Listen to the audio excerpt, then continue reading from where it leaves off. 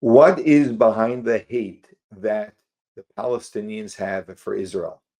And does Israel have a right to its land? Or are they colonists, as they are accused of being? This video really gives us a very good back history so we can understand in very simple terms what the conflict is all about and whether Israel has a right to the land that they are living in. Here it is. Hamas has launched a full-scale attack on Israel, murdering over 1,000 innocent civilians in the single largest mass murder of Jews since the Holocaust. This attack has outraged many nations across the world and has triggered what is likely to be the region's bloodiest conflict in over 50 years. Now, as justification for these attacks, Hamas and Hezbollah, and even some left-wing political activists in the West, have long argued that Israelis are nothing more than colonizers and settlers. And in the wake of the Hamas massacre, several academics in the US and in Europe even cheered on these killings as an act of decolonization. So this begs the question, are Israelis really colonizers that have no relevant claim or justification to have a homeland in the region? Well, in order to consider that, let's conduct a brief review of the history of the area known as the Levant. The first large-scale settlement by the Jewish people began in the Levant during the Bronze Age, roughly around the 13th century BC.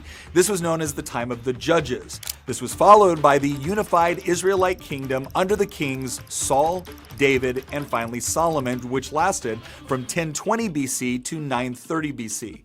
The kingdom was then divided between the two Jewish kingdoms of Israel and Judah. Israel lasted till 720 BC when it was destroyed by the Assyrian Empire, and Judah lasted till 586 BC when it was destroyed by the Babylonian Empire. And from that time till 1948, the territory would be fought over and controlled by several empires, to include the Assyrians, Babylonians, Persians, Romans, Byzantines, the Arab caliphates, which started around 633 AD, the Crusader kingdoms, back to the Arabs, and then would be conquered and remain under the rule of the Ottoman Empire until its defeat in World War I. And during this entire time, there had been an unbroken population of ethnic Jews living in the area known as the Levant.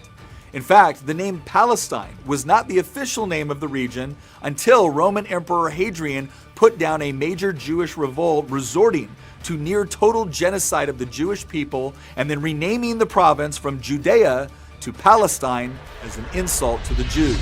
Now, let us look at the modern era. The collapse of the Ottoman Empire at the end of World War I marked a pivotal moment in the history of the region because the Ottomans had controlled the land that now encompasses Israel, the West Bank, and the Gaza Strip. Ultimately, Britain took direct control over what became known as the Mandate of Palestine and the Emirate of Transjordan in 1920, and they continued to rule these areas until 1948. But following centuries of persecution culminating in the Holocaust, it was acknowledged by many that the Jewish people needed a homeland and that the territory within the Levant made sense given both the presence of a Jewish population and the long-term historical and religious connection to the region. In 1947, the United Nations proposed a plan to partition the British territory into separate Jewish and Arab states, and that plan was accepted by the Jewish leadership, but rejected by the Arab states, leading to the First Arab-Israeli War. And since then, multiple wars have been fought in 1967, 1973, among many other smaller engagements and conflicts. And over the last 50 years, Israel has managed to normalize and improve relations with some of its historical enemies. But lasting peace and recognition of Israel's right to exist has been difficult to achieve, largely because of the emergence of terrorist groups like Hamas and Hezbollah, who have continued to wage war on Israel for decades. These groups and many Western academics have gone so far as to justify even the most heinous acts deliberately targeting civilians as justifiable in a war of decolonization. But here's the thing. Jews have been living in this region for over 3,000 years. To accuse Israel of colonization doesn't make a great deal of sense given the history.